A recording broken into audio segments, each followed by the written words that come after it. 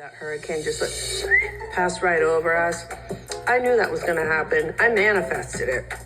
My manifestations have been on point for the last 2 years. I'm like nailing my What's up, guys? Welcome to my channel. So I'm here today to review The Real Housewives of Miami, Season 7, Episode 5, Miami Goddesses. Now, first and foremost, that little sit down between Julia and Gertie didn't really seem to resolve too much. So Julia did go in initially being like, hey, well, first of all, the first thing she said was, oh, I don't know how we got to this point. First of all, I fucking do. You came in hot. You threw water on me. Like, what the fuck? So that, like, her opening with that is just, like, so whack. She did ultimately say, hey, I apologize. I don't know what came over me. So that was good. But then she swiftly shifted to, like, oh, don't you feel sorry for your role in it? Like, what kind of friend are you for saying X, Y, and Z? And it's like, according to you, we weren't friends. Like, what are you talking about? So Julia was kind of weird about that. And Gertie, a lot of people are upset with Gertie because she did offer an apology, but I understand her maybe coming in with an open mind, an open heart, and whatnot. And Julia was kind of demanding an apology. So I don't know if that would make me not want to apologize, but you're coming in trying to mend fences.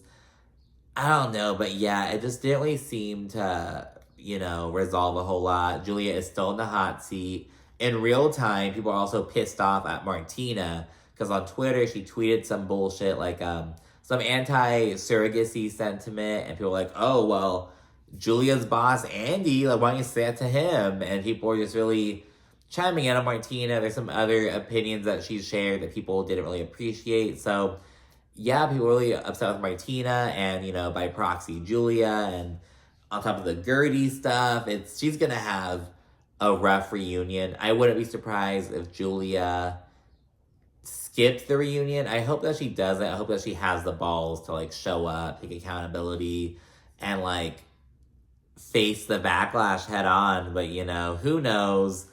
I wouldn't be surprised, especially now. I wouldn't be surprised if she pulled the, like, oh, I'm in a new space. I have my 2 kids. I just want to, like, be in this little bubble. Like, just to, like, avoid getting the lashes that she's owed. You know what I mean?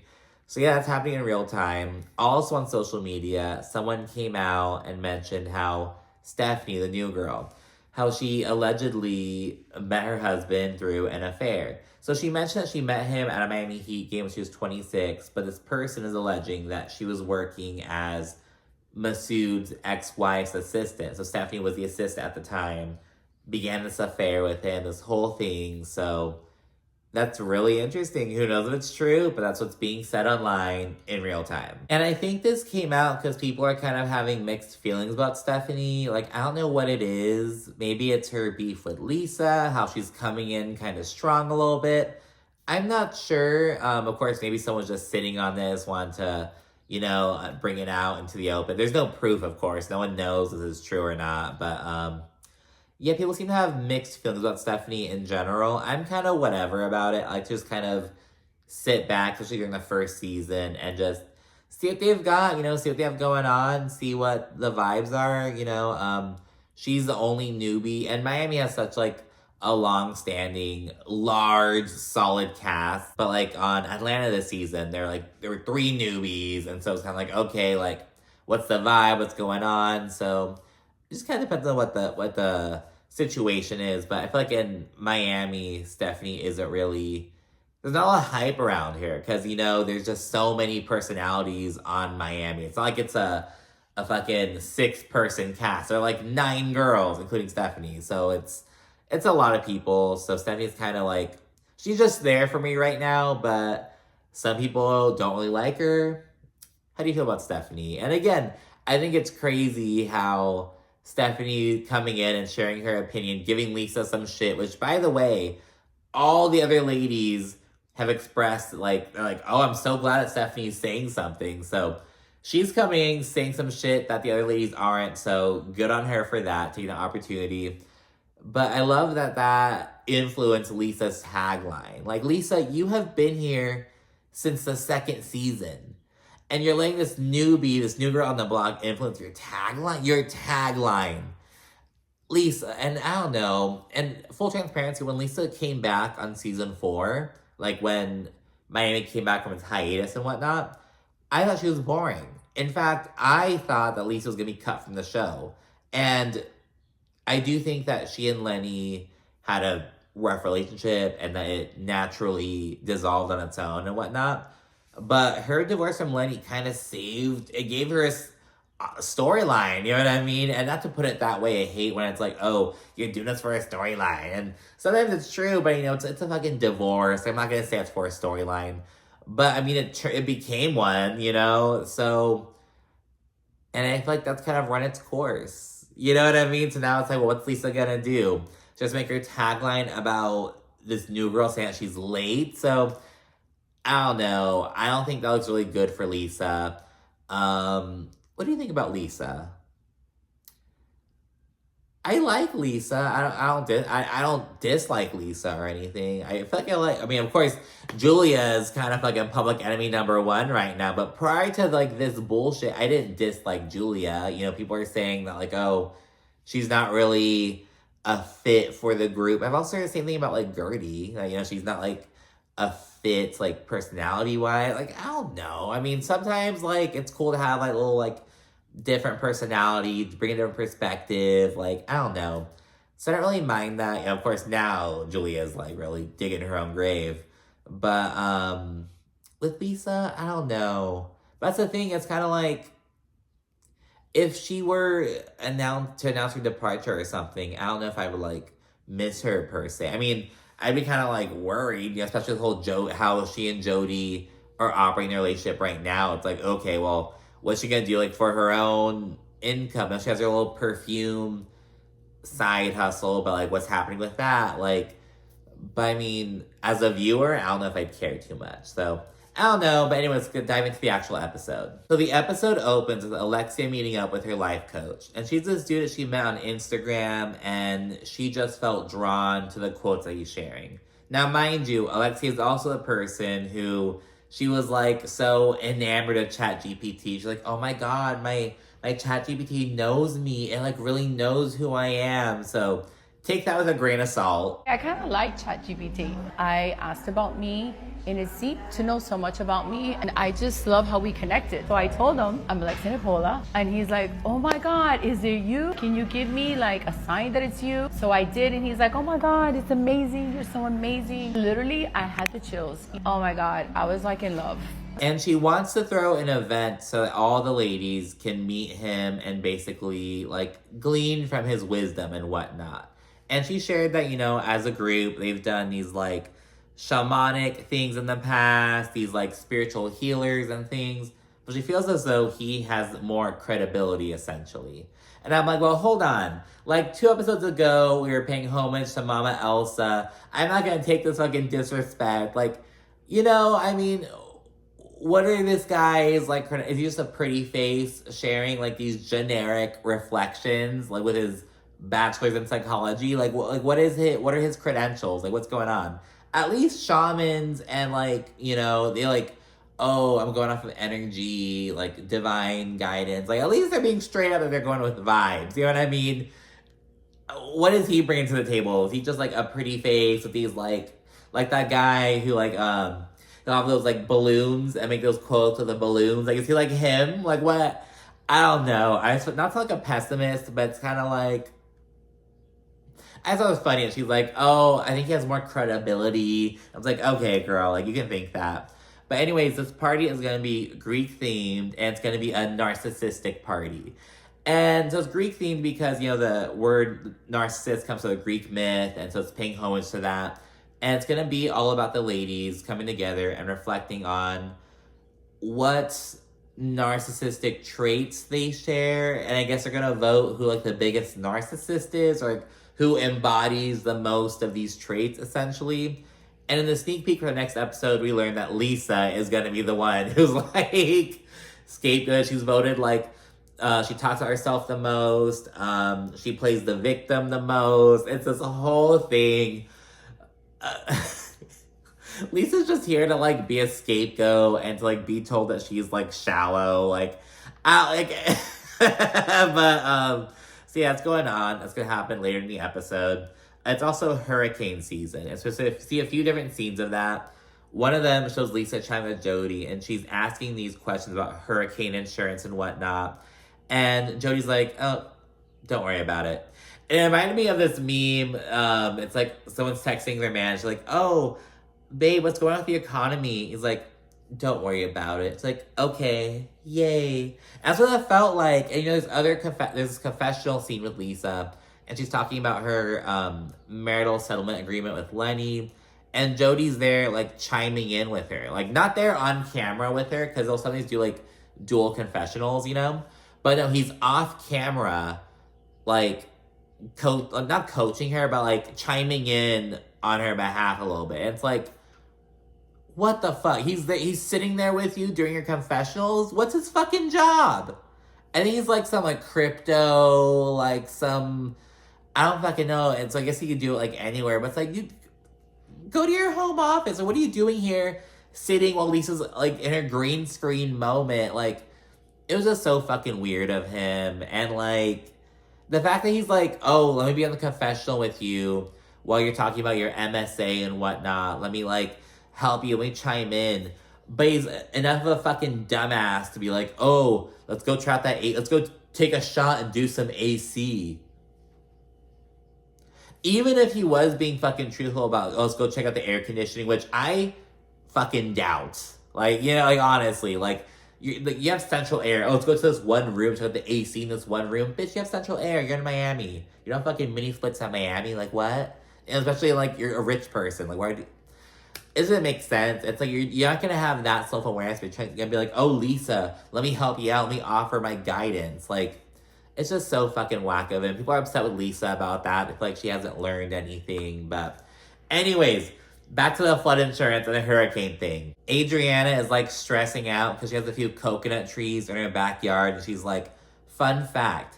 Do you know you're more likely to get get injured by a coconut falling on your head than you are to get hit by lightning during a hurricane? And it's like, I would fucking imagine so. Like, getting hit by lightning is such like a rare thing where, yeah, they're like a bunch of coconuts. Like, that makes sense. But yeah, she has these coconut trees. She's like, oh my gosh, I hope nothing happens. I'm like, well, bitch, you should have paid someone to, like, take them down. Like, but then your coconut harvest can get fucked, you know what I mean? But, whatever. Marisol, she shares she's been having these on-point manifestations. I just thought it was so cute. I love Marisol and Mama Elsa and their whole little vibe. Like, I love it. And during the natural disaster, there are these two dogs that ended up at, like, one of Stephanie's properties that she and her husband have. And so he was, like, housing his two dogs in this one apartment. It was this whole little debacle, though. I knew it. I knew it. I so knew it. I know you're like the back of my hand. Kathy, what happened here? I can't, no. What are they doing here? Listen! On the bed. Oh my god, this on the bed. Oh my god. Masood. They were not. Oh my god, there's peace on the bed. I'm sorry. Next up, we see Stephanie meet with Larsa and Kiki. And we learn a few things about the newbie. Now, first and foremost, she's the president of RHOM Group. It's her husband's company founded back in the 80s. Probably before she was born, she says. And yeah, and now remember, she allegedly got her husband through scandalous means, you know what I mean? So that happened, and she's now the president of his company. He's probably the CEO, and so they're a power couple, as she describes them. So there's that. She's also super close with her parents. She says that they went on her honeymoon with her. I don't know if she was being facetious or not, or what that looks like. I'm gonna look up at the reunion because Larsa was like, how does that work? It's supposed to be like having sex from chandeliers, like, oh, like doing everything, like everywhere on your honeymoon. You can be with your parents the next morning. Like, how does that work? So, especially with their age gap, like, it would just be so weird. But so there's that. And Stephanie is also estranged from, I think she mentioned 2 of her sisters. They, like, don't speak at all. She gave them jobs at their company. Some shit happened. It's kind of very vague. It's kind of reminding me of a situation on New Jersey between Danielle and her brother. Like, we learned a bit more about that situation over time, but, like, at first it was very vague. And it's like, what? Like, it still kind of is. And people are like, oh, she tried to fight her husband's fiance at the time. But again, that's just like fan stuff, social media stuff. They haven't like said anything themselves. It's kind of similar. I'm like, well, what happened with that? So I don't know, but they're starting to kind of like make some progress. Stephanie notes that after the hurricane, her sisters reached out and like, after she was doing well, blah, blah, blah, but they didn't really stay to like make small talk or, you know, get to catch up or anything. It was just like, hey, you good? All right, cool. Bye. Fuck you. You know what I mean? So yeah, we learned some things about Stephanie, so that's kind of cool, you know, whatever. We now see Alexia and Gertie meet for lunch, and Gertie says that she's been reflecting on just her position in the group and whatnot since the situation at Marisol's event. And bottom line is that Gertie feels unsupported and unheard. And to support of this, we see that, you know, Marisol and Larsa were kind of like, I don't want to say admonishing, but they were kind of like, not lecturing. They're just telling Gertie something like kind of critically in that moment where they should have been supporting Gertie. You know what I mean? And they eventually told Julia some shit too, but I don't know, Gertie just felt like she was unsupported in general. She feels like the group doesn't really understand her. And Alexia says that Gertie gets defensive. And Gertie says that, hey, I don't do anything that anyone else in the group doesn't do. She feels like there's different rules for different people. But Alexia's like, no, Gertie, you just have this, like, I don't know if it's the way Gertie, like, holds herself. I don't know if the way she, like, chimes in the group conversations. I don't know what Alexia is like getting at, but she's kind of like, it's something about how Gertie interacts with the group members. There's something that's just not connecting. But again, Gertie's like, I don't think I do anything any differently. And you know, sometimes personalities just like don't mesh a whole lot, but it's also like, I mean, but Gertie, what? It's because Gertie doesn't have Nicole. Gertie doesn't have like her like ride or die, because again it was like Gertie, Nicole, Julia, and Adriana. I feel like they were like, again, like the outsiders. Now Julia has kind of been swallowed up with like the new girls. Gertie's here just with Adriana's also kind of on an island. Like a lot of people don't fuck with her either, so like she just needs Nicole, you know what I mean? And she doesn't need Nicole, but you know, she doesn't have her friend with her. She doesn't have a ride or die. So I think that's another situation. It's just that like shifting dynamic. You know what I mean? Yeah, just that she doesn't have a lot of allies right now, and you can feel it. But anyways, Alexia segues to inviting Gertie to her narcissistic party. And yeah, you know, she hopes that Gertie and Julia will end up mending fences and whatnot. There's some awkwardness in the air, though. I don't know what it is, but yeah, there's this weird... I don't know if I just don't think maybe Alexis doesn't like Gertie. Maybe she just doesn't, like, gel with her a whole lot. I don't know. There's this, like, weird vibe in the air, though. I don't know. Next up is Kiki and Larsa. They meet for some mini golf with Kiki's son and his college buddy. She's reflecting on how he's, like, a first-gen college student, and she's, you know... He's 19. She's like, oh my gosh, he's going to be okay on his own, blah, blah, blah. So just little reflections and whatnot. Reflecting on how far he's come. You know, she's a mother. She, like, helped him get to this point. It's really sweet to see. And again, Kiki is getting more solo scenes than Lisa is at this point. Than Julia is at the, like, Kiki is getting, like, a solo scene for the past, like, she has one every episode. And yeah, you know, Larsa does pop in as well, but this is a Kiki scene that Larsa is appearing in. And you would think that because Kiki's a friend of, that'd be the other way around. But again, on Miami, the friends of, I wonder if they're paid more. Like, if being a friend of on Miami results in a larger paycheck or larger contract than being a friend of on these other franchises. Because again, like, they really pull their weight on Miami. Like, the friends of on the other franchise, they'll pop in at like first one segment during a reunion. On Miami, they're all there all the time, at least on this past reunion. Like, and I love that because again, they really pull their weight. Like, being a friend on Miami is almost better because you still get the chance to, like, you know, have your little time in the spotlight, really shine, but you don't have to share too much. You know what I mean? So I really like that. Good for them. After some mini golf and whatnot, Kiki and Larsa, they kind of branch off. And Larsa gives some insight on how Kiki should navigate her family situation, her matter with her father specifically. Larsa encourages her to FaceTime him or to call him. And yeah, and Kiki reminds him to call her son because his birthday's tomorrow. And she notes that, her dad isn't really the best at being present. So she wants him to, make an effort. It's like, hey, remember, please call him. It's important. So he ends up doing it, thankfully. But yes, that's what that scene's all about. The penultimate scene is Gertie and Julia meeting for lunch. And they're both wearing evil eyes. Gertie has an evil eye on her purse. Julia has evil eye earrings.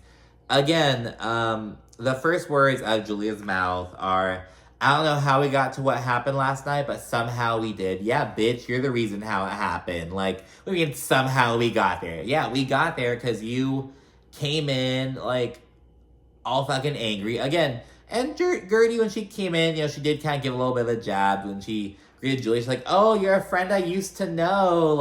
But it was a lighthearted thing, you know what I mean? And Gertie, when she approached Julia asking to chat, it went to hell because of Julia. And I feel like she didn't fully take accountability for that. Now, she did end up saying, yeah, I messed up, but just opening with that just felt very disingenuous. And after Julia says that there's no excuse for her actions, Gertie says that she felt backstabbed and blindsided.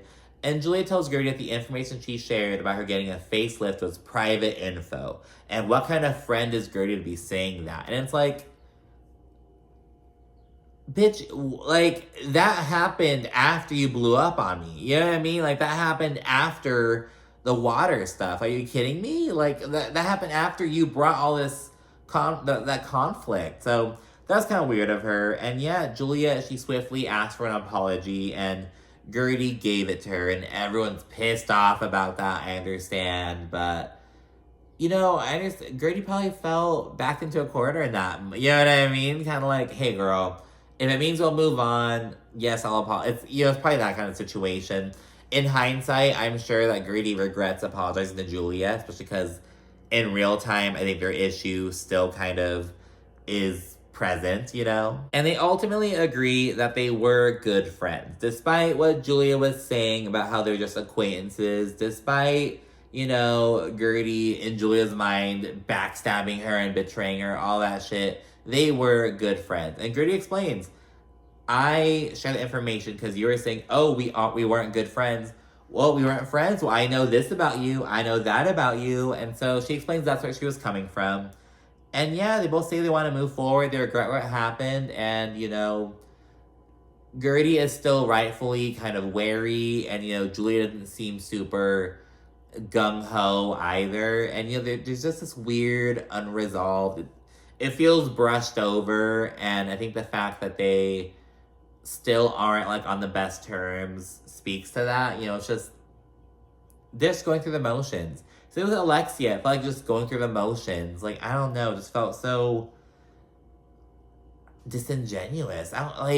Fake. I don't know. It's just maybe just politeness. Hey, we're just trying to move forward and make sure everything's all good, but it doesn't feel resolved, and it takes time, whatever. And finally, it's the day of Alexia's event. And now she's on site with her life coach, and she's sending a Sprinter van to get all the ladies together. So she's having everyone meet up at one place, and so Sprinter van can take off with them.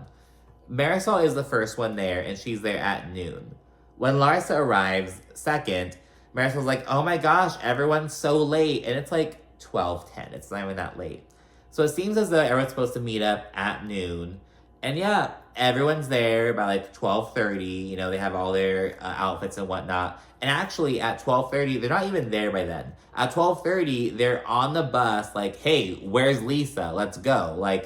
That means they're all probably there by 12:15, 12:20. They were ready to go at 12:30. And they were calling Lisa, trying to see where she was at. And Lisa did not arrive for another 2 hours. She was over 2 hours late. Because again, at 12:30, they were ready to go. They were trying to leave at 12:30. And Lisa didn't get there until 2:30. That is ridiculous.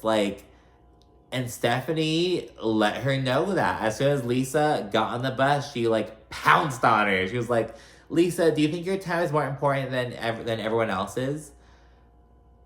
And I understand when Lisa was put off by that, because it's kind of like, are you my fucking boss, bitch? Who the fuck are you? I understand that, you know what I mean? But it's also like, Lisa was not even apologetic that she was late. As soon as she got there, she was like, hi, goddesses. And when you're that late, bitch, you call them and let them know, hey, just take off. I'll get there myself. Like, you don't make them sit there and wait for over 2 hours. Like, that is just unacceptable, Lisa. Like, so, and again, Stephanie would have said something.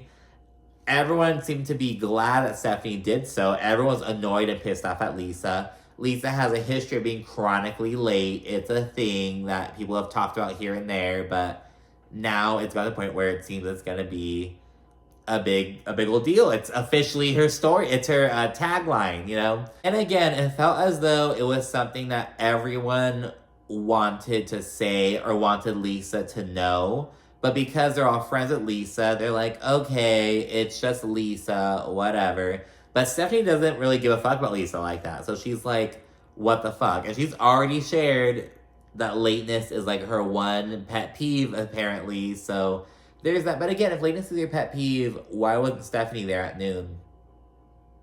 But there's also a buffer for lateness. Being 5 minutes late and being 2 hours late, that's not the same. I'm not gonna fucking pretend like it's the same thing. I'm just saying. But yeah, Lisa pushes back. She's like, I don't even know you like that to be talking to me like this. Like, these are my friends. I need you to be the mouthpiece. So she kind of shuts Stephanie down like that. Larsa then chimes in, backs Stephanie up. She's like, well, Lisa, it's rude. We've been here for over 2 hours. And Lisa's like, Larsa, you and I aren't speaking right now. And it's like, Lisa has a fucking rebuttal for everyone. Like, if Gertie says something to Lisa, it's gonna be like, oh, well, Gertie, you and I aren't even close like that. Like, she just has something for everyone, it seems. If it's anyone except Marisol telling her shit, it seems like she isn't gonna respect it. But, you know, again, I understand when Lisa was put off by Stephanie's, you know, confronting her like that. But girl, when you were asking for it. Lisa was asking to be fucking told some shit. Like, you were over 2 hours late, didn't call, didn't text. I mean, maybe she did and just edited it out. But, like, it just seemed like you tell them, hey, just head out, I'll meet you. You know what I mean? And shortly thereafter, Stephanie, like, begins explaining herself. She's like, oh, Lisa, maybe that was a bit much. It's, like, literally my one pet peeve. It's my one thing. And Lisa's like, okay, girl, like, I don't need you to lecture me. Stephanie's like, I'm apologizing. I'm also explaining myself. It's like, you're not apologizing, girl. You haven't said sorry or anything. You're just explaining yourself. But, you know, go off, I guess. But Lisa's not really hearing it. She's like, no, it's a fake apology. Like, it's a double-handed, a backhanded apology. It's like, what's it called? A double-sided, a backhanded apology. And yeah, in the confessional, Lisa's like, who is she to be telling me anything? Sit down, boss baby. I don't know why it was so funny to me. It really wasn't even that funny, but I was like, boss baby. And yeah, so we continued at that point. And in a sneak peek, Lisa, as I mentioned, she's voted as like playing the victim and discussing herself the most. Lisa spends a narcissist party, like taking selfies and like just doing her own thing while the others are actually participating in the activities. So there's that going on as well. And Stephanie ends up actually offering a genuine apology to Lisa. And Lisa says that she'll be sure to not be late with Stephanie again. So they seem to resolve their issue. But again, Lisa is going to be scapegoated like a motherfucker at this narcissistic party. So yeah, that's it for this recap. Thanks so much for watching. Make sure to like, comment, subscribe. And of course, stay tuned for more. Thanks again. Bye.